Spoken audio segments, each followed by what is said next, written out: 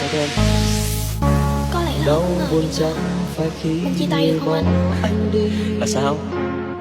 Em bắt đầu nhận thấy chúng ta không hợp nhau Vì nữa. khi yêu thương phôi phai Tạm xa nhau một anh thời gian đi ngắn à. làm gì? Hôm nay có phải do mẹ chính viện Em chán anh lắm chuyện rồi. đến xa Thật đây đấy. chẳng như Công việc của anh lương thì được mấy đồng, sau này cũng trả nợ em đâu.